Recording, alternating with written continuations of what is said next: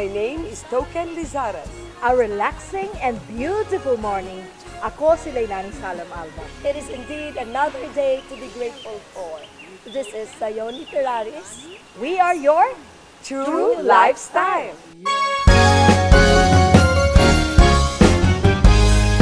TLS, TLS, true lifestyle for you and your family. TLS with Token, Leilani, and Siony. TLS, your true lifestyle.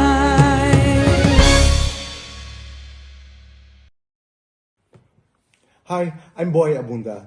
I'd like to invite you to watch this exciting show that features three ladies, Token, Leilani, and Siony. And the show's called True Lifestyle. You know, this is quite important for many of us. This pandemic has affected us in many ways. Different ways. In the beginning, the first few months, I remember I was so scared. I still am scared. I was so paranoid about many things. I'm not saying it's easier today because the virus is still there. But it has become a little easier because we're familiar with how to deal with this virus that is virulent and this virus that we don't know still. But we have our families, we have our friends, we have our neighbors. We have people like these three ladies who are generously sharing their talents, their wits, their sense of laughter with all of us, So don't miss this. This is every Saturday, 11 o'clock in the morning, True Lifestyle. Will be aired on Sky Cable Bacolod. It will also be streamed via Facebook and YouTube.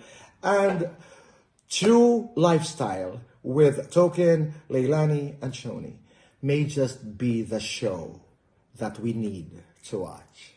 Thank you.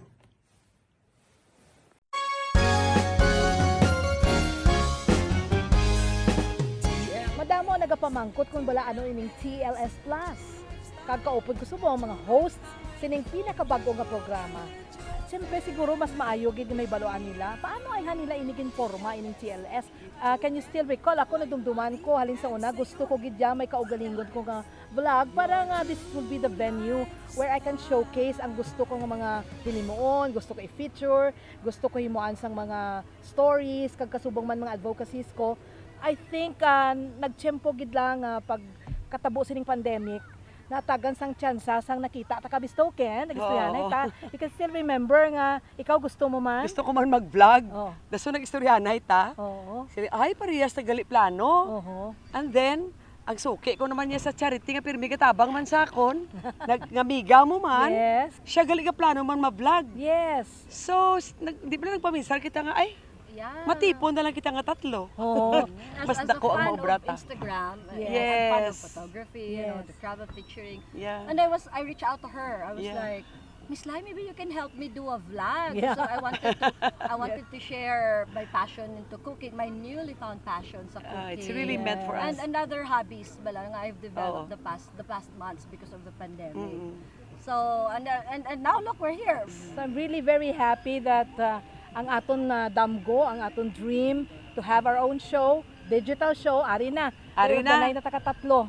Tapos ang aton plano, the same, to entertain and to help educate people, at the to same educate. Kung sa pagkaon pa. Kompletos, recados.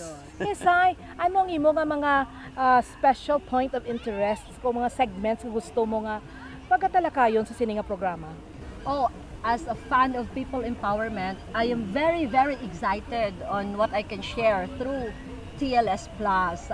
For one, I would like to share my newfound passion. For the past months, due to the pandemic, I have, I'm starting to do cooking at home.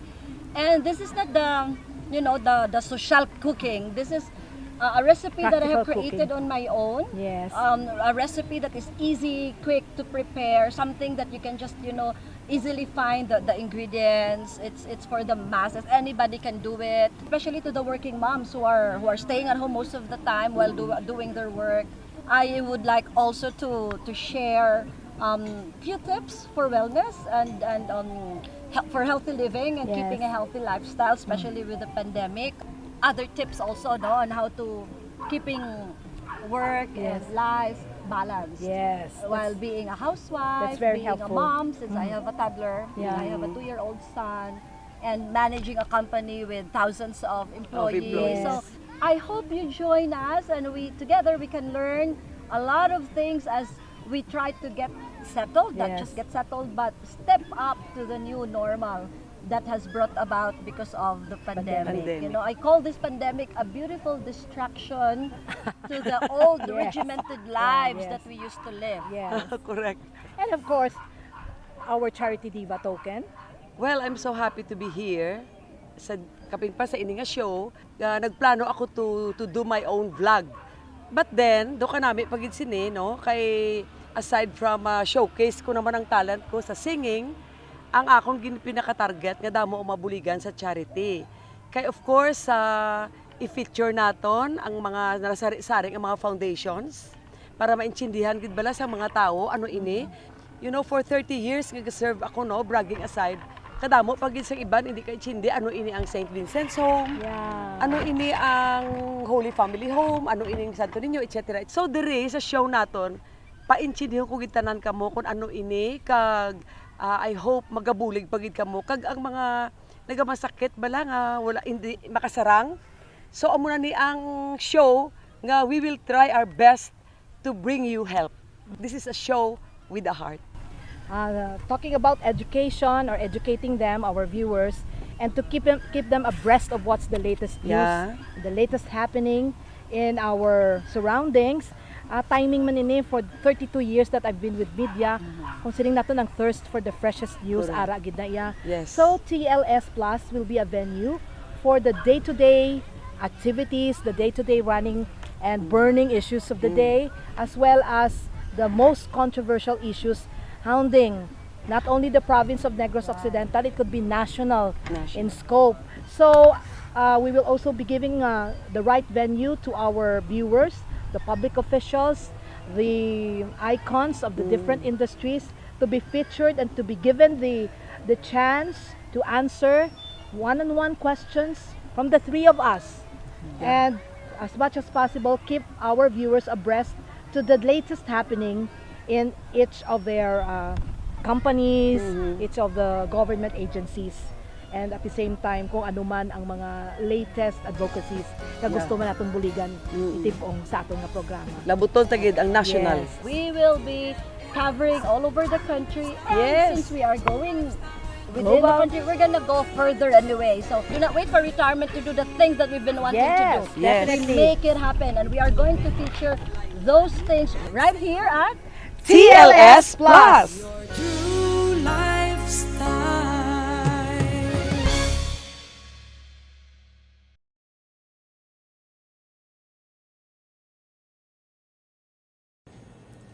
Lockdown, restricted, bored, stiff, and paranoid with COVID-19?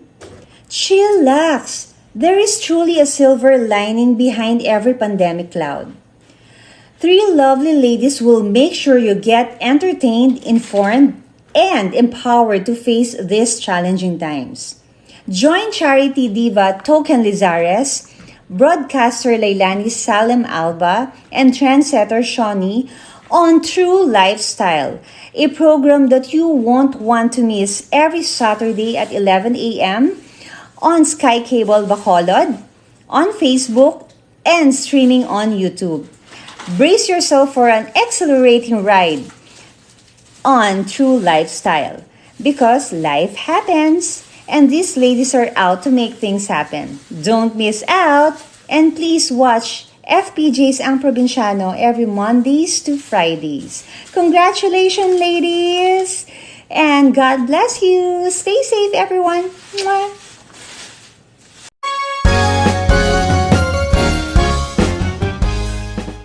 But here in TLS, this is the initial makabigyan ko ng 5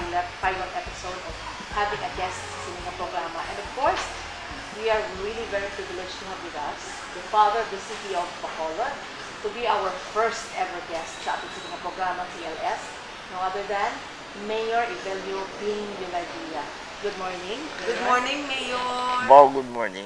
Kag, I should correct you. I am more privileged. Oh, thank you. Because imagine meeting TLS face to face. What a combination, explosive. Sige, so I'm ready. I'm very, very happy to take note that COVID cases in Bacolod has continuously dropped. It's it's well managed compared to other cities in the country. Can you give us a brief overview of the real situation now of the COVID scenario in the city of Bacolod? Yeah, that is quite a long story. But maybe one way to make it very short is when we had the launching of the vaccination just very recently.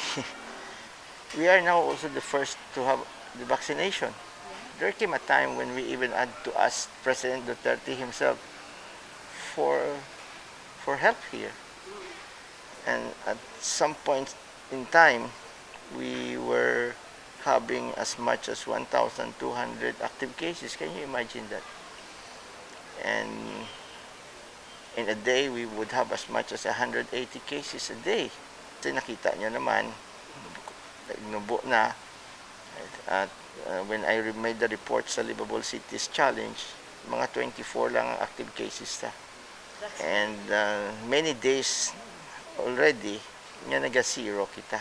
So, a lot has improved. There is no doubt about it. This fight against COVID would have not changed for the better if not for people who work for it. At a time like this, a pandemic and this health crisis, our city administrator is a nurse who understands health and wellness. So, okay, then we were also able to create our vaccination council. And I must say that to a very large extent, my being national president of the League of Cities had helped us. When the vaccines became a reality, I asked our secretariat in Manila to start exploratory talks with the vaccine companies. And that is why we're one of the top 5 with the most number of vaccine supplies, because I was somehow able to wiggle myself into the game that gave me an advantage and an advantage for Bacolod. If Davao is number 1, the number 2 in supplies is Quezon City, which is the biggest city in the Philippines. Then Makati, which is the richest. Then Manila, which is the capital city. And then Bacolod. I can say that Bacolod is in a much more stable position than many other local government units. Does it mean that okay na gid ang Bacolod? Because the war is not over. Yeah. Nobody in this planet Earth now can say that they are free from COVID. Look what's happening in the States, in Europe, and elsewhere. Even in Manila. Yeah. It just so happened that in Bacolod, we have contained it to a large extent. What happened in Cebu should be another example, because Cebu was so bad, it improved, and now it's back to bad again. Yeah. So if we don't watch out, that can happen again. I think what must we tell our people, we have to keep our guards up all the time, until now. Yes. Now, the public are waiting for the start of the vaccination, Mayor. How prepared are we for this? And ano ang proseso natin sige na maka-adira po dito sa vaccination? I just mentioned that we are the first in Western Visayas to start the vaccination campaign. Of course, it had to be limited in accordance with the DOH guidelines. Those who are really directly involved, like hospital personnel, and meaning doctors, nurses, and others. Now, come to think about this, 2 of the doctors who volunteered to be the first to be vaccinated or one was the president of the Negros Occidental Medical Society, Mike Saravia, and his wife at that, Valerie. Then the president of the Infectious Disease Society, Dr. Romela Ruiz, and the likes of Dr. Hector Gayares. Of course, there were other doctors who were there.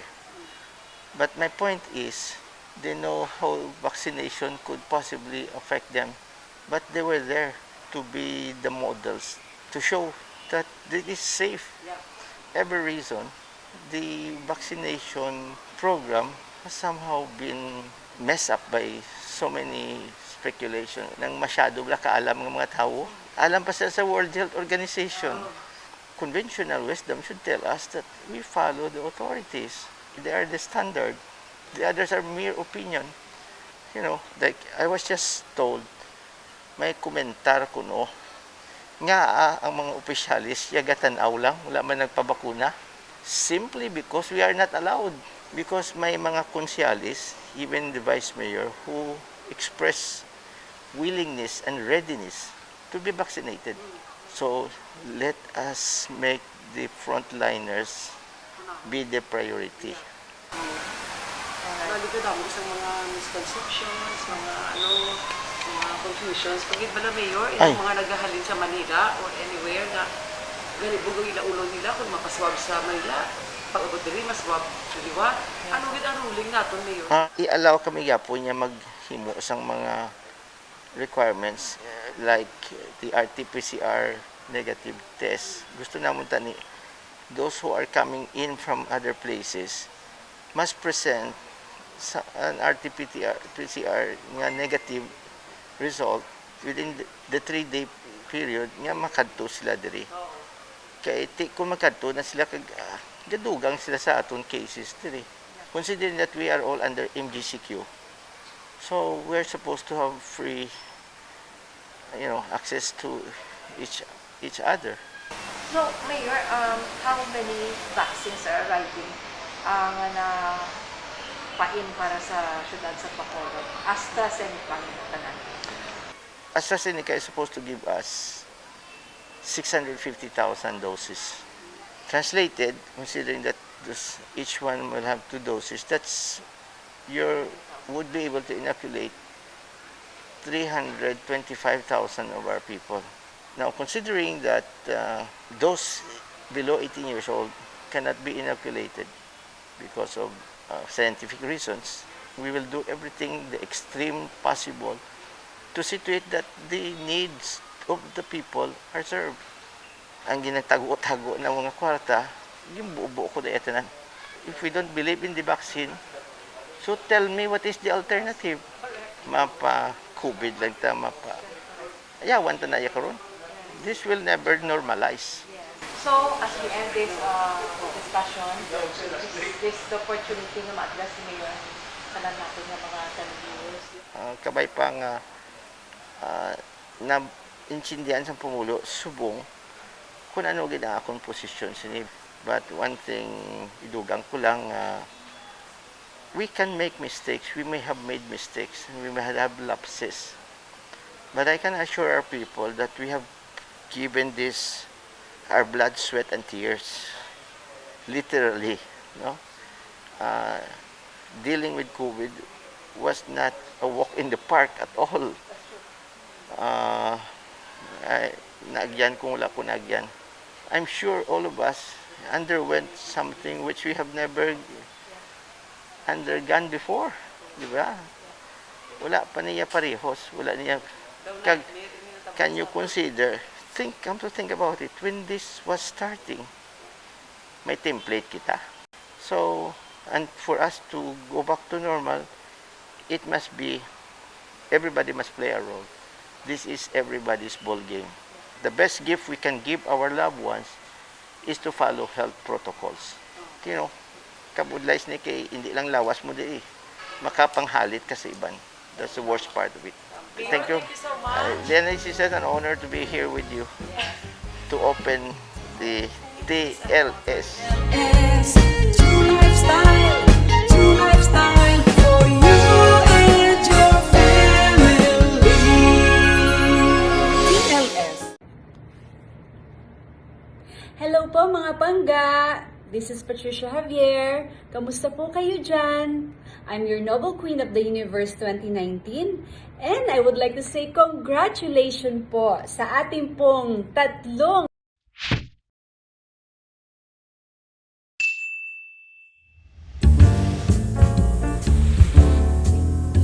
Nakahibalo-bala ka mo nga isa sa makabig naton lead role sa Disney movie series nga Big Shot, isa ka Bacolenia? Diri maga-focus ang aton nga topiko sa buong aga sa Sining Report. Emerging talent Tisha Custodio can be seen in the brand new Disney series Big Shot alongside Hollywood veteran John Stamos. The series follows a temperamental college basketball coach who gets fired from his job and must take a teaching and coaching job at an elite all-girls private high school. Tisha portrays as Caroline Mouse Smith, a member of the basketball team who stands out as the enthusiastic one of the bunch. Originally from the Philippines, Tisha is from Bacolod City. She is the daughter of Michelle Maghari and Jonathan Custodio, a former varsity basketball player of Colegio de San Agustin de Bacolod. Tisha immigrated to the United States at 3 years old, settling in California with her family. She discovered acting at a very young age and enrolled in the Orange County School of the Performing Arts. She studied alongside seasoned actors and also joined CalArts intensive acting program. Tisha can be described as passionate and driven. Alongside acting, she is dedicated to her music, writing her own songs and playing the guitar and banjo. She lives a sustainable lifestyle, focusing on vegan and clean eating. In her spare time, she enjoys painting, reading, weightlifting, hiking, and rock climbing.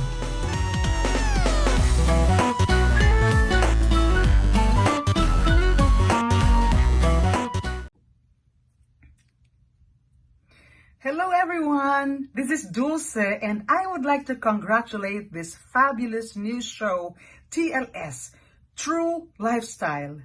Catch these gorgeous women, Leilani Alba, Siony Hijara-Ferraris, and my palangga, the Charity Diva token Lizares, every Saturday on Sky Cable Bacolod, YouTube, and on Facebook.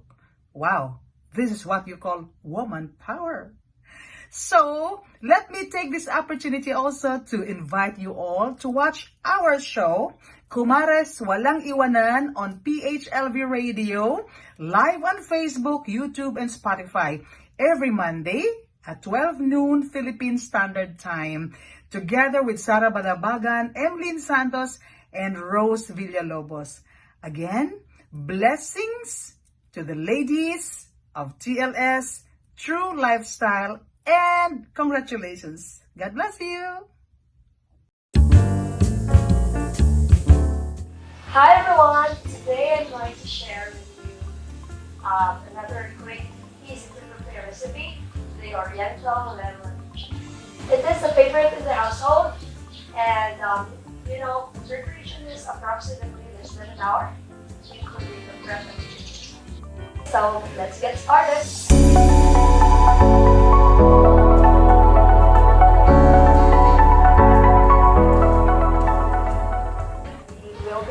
Following ingredients, of course, chicken fillet, breast fillet, and some lemon. To marinate our chicken, we need soy sauce, the Chinese Shaoxing sauce, or Chinese Shaoxing wine, chicken stock, sugar, lemon juice, finely grated lemon zest, flour to coat the chicken later, finely chopped garlic cloves, grated ginger, cornstarch, of course vegetable oil to fry our chicken, some sliced spring onion to use as a garnish, and some lemon slices as well. Now the last two are just optional. To marinate our chicken, we need some light soy sauce, Chinese Shaoxing wine, and 1 egg white. So we need to marinate our chicken and set this aside for at least 20 minutes. While we are waiting for our marinated chicken to be ready, let's go ahead and prepare for our sauce. Okay, so we have prepared our chicken stock, and we're gonna add again some light soy sauce and sugar. This would add the sweet taste of our lemon chicken. Now, I am using brown sugar, but you can go ahead and use white sugar. It's just that in our household, we are using brown sugar all the time. It's just whatever is your preference. So we're gonna mix. Make sure that you dissolve the sugar. We're going to use this for our sauce. Okay, so we're gonna set that aside.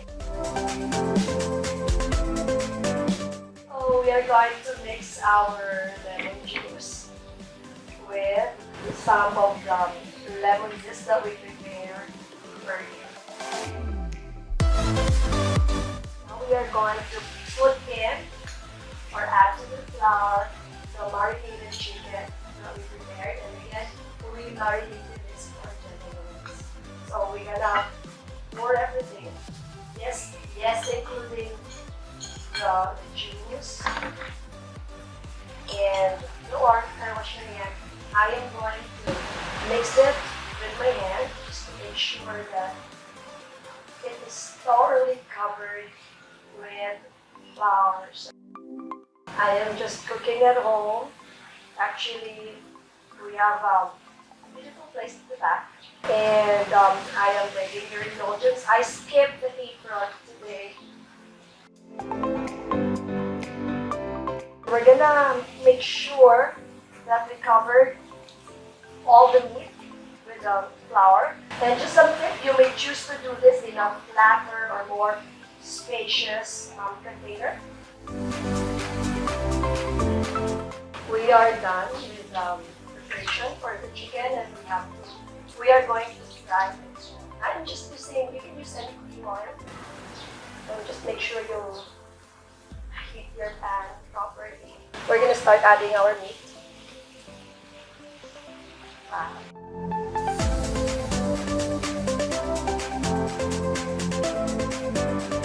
Now we are going to prepare our lemon sauce. We're going to add in a bit the garlic. We are going to stick our garlic, and we're going to add our grated ginger. And we're going to add the sauce. So this was the chicken stock and the soy sauce that we prepared earlier, and the sugar. The sauce is really the key here because it's going to add to the flavor of our chicken. We prepare some cornstarch, we salt it with water. This is going to add or to make your sauce not too light, so it's gonna add a little bit of some consistency to the sauce. Our sauce is ready, and I'm gonna add the chicken that we fried earlier. So I'm just gonna add it to the sauce. We are going to mix. Make sure that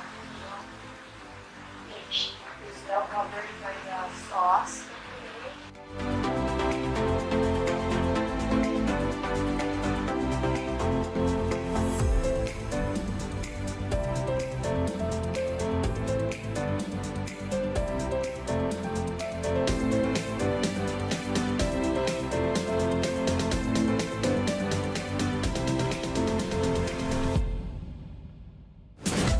Dinner is ready for today.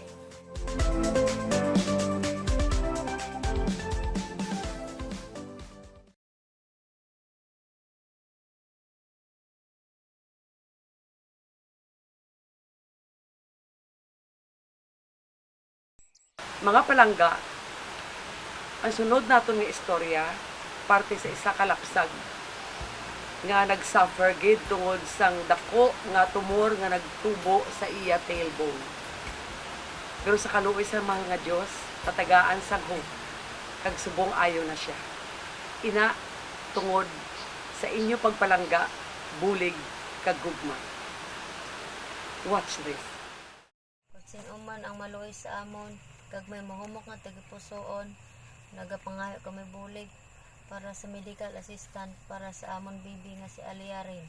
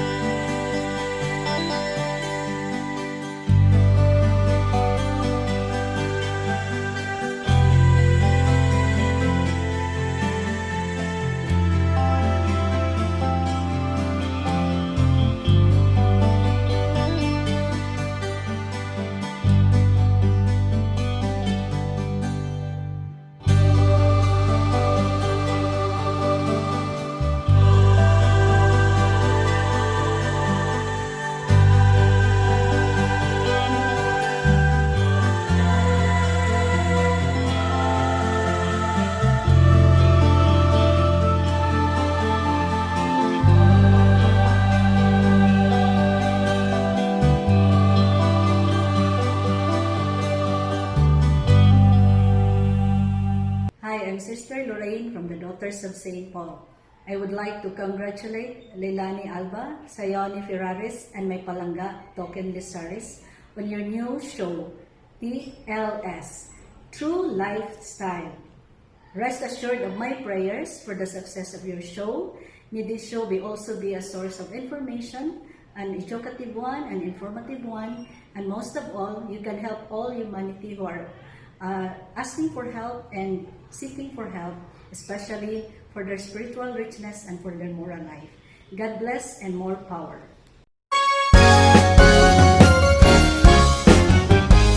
Again, Sai, I'm really very happy sa positive feedbacks na nabato naton sa aton initial or pilot episode sa TLS. Nagpapasalamat kita sa tanan natin ng mga televiewers, and we are inviting you to continue patronizing our show. Diba, Ms. Oker? Correct. Kag maski ano pa nga pandemic, let us remain happy, positive, kag faith in God lang.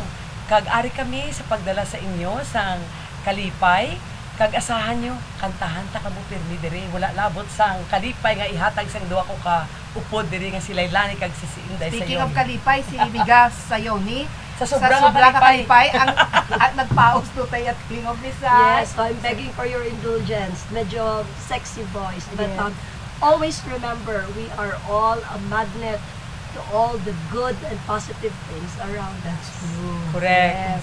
Matuog din na. So again, mga amigo, kag mga kaabyanan namon, ginaagda namon kamo, kabi nga tatlo ang inyo TLS partner sa madason naton nga TLS. Your true lifestyle. Right here on Sky Cable, YouTube, and Facebook. See you! See you, bye! TLS, TLS, true lifestyle for you and your family.